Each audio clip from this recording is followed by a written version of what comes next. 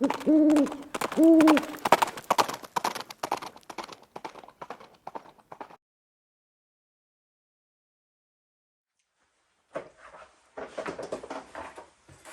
good morning, guys. It's Viejo here, and it is the second week of July in 2023. Got a typical start to the day here. It's actually midday right now, noon, and it's still a little bit overcast. Overcast conditions hung on a little bit longer, but I got 65 degrees here in the garage at 60% relative humidity, so that's fairly standard for this time of day out here at this time of year. And it's Moldy Monday, and I've got an RCBS mold to bring you today. This is the RCBS 40-180-FN. It's actually designed for, not for 40 Smith & Wesson, but that's what I'm going to shoot it in. And there is load data for this in the Lyman 4th edition cast bullet handbook for 40 Smith & Wesson. So that's what we're going to use. We're going to be shooting this with some power pistol and some Vitevari N340. I won't give you the exact load data right here because we're shooting this for YouTube as well. But anyway, we'll cast some of these up, get it powder coated, go to the range and shoot just like like we always do. If you're watching on YouTube and you want to see the casting part and the mold and all that kind of stuff, you got to go to Rumble. I'm not going to show anything about that mold on YouTube. They just don't like me for doing that. So if you haven't been to the Rumble channel, you just go over to rumble.com and there's a search field up at the top of the window and you type this in right here. Okay, that's my channel name, and you'll find us. So here's the bullet right here. You can see the picture of it. And if you're watching on Rumble, will go right into the casting part, and we'll show you some of that. And when we're done with that, we'll look at the powder coating and look at the metrics and all that kind of stuff, and then we'll go to the range and shoot them. And YouTubers, we're going to jump right to the range stuff. So let's get into having a look at the mold. Okay, so I need to preface the range footage with something here. I had some kind of an issue with the GoPro footage. I don't know what happened to it. I got home and it wasn't there. I don't know what's up. Anyway, I got a little bit of video on the first outing with this bullet, and I say it that way because I ended up going twice. The first day that I went, we had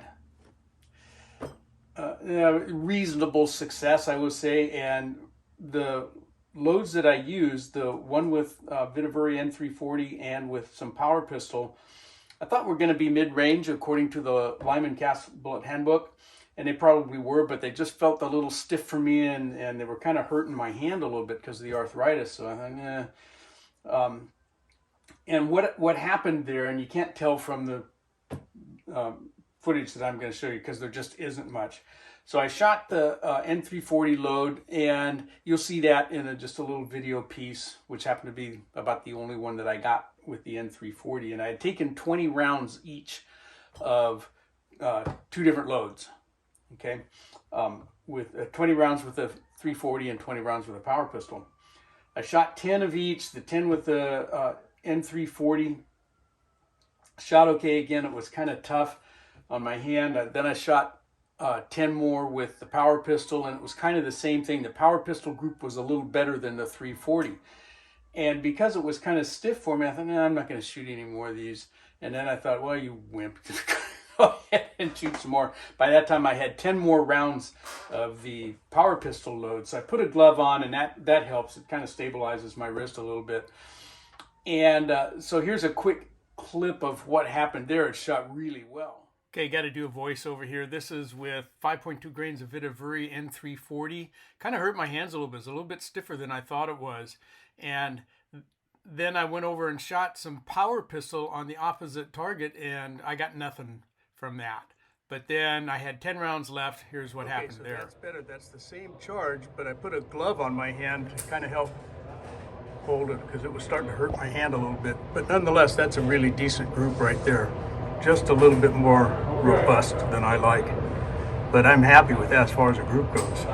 And I'm sorry I didn't get any of the shooting video. I should shut the cameras down and thought, well, I'll shoot a couple more. And that's what it did. All right, so that second little clip there with the power pistol, that you know, you got to agree that was a good load. That shot really well with just bucking a little bit more than I can tolerate.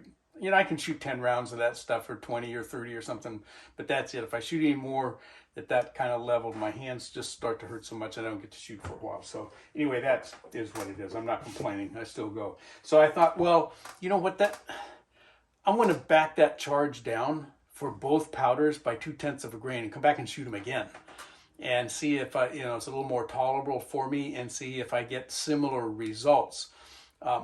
So let's take a look at that. That was the second day of shooting.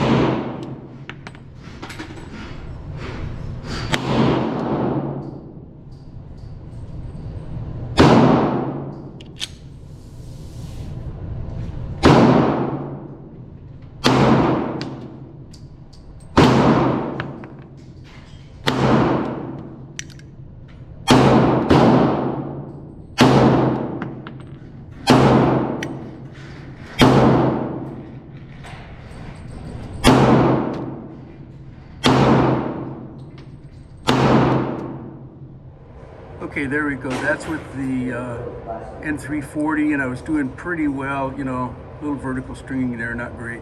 And then I flinched on that. You saw that, that's terrible. But then over here with the power pistol, we had another pretty good group with that. Okay, now remember, these are reduced by 0.2 of a grain from that first go around, but it still did pretty well. All right, there we are. We're gonna wrap it up for this one, for the RCBS 4180FN.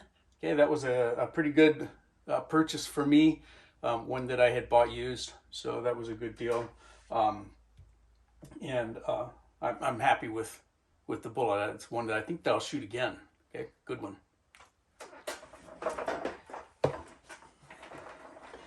So from the Viejo bench, that's all she wrote.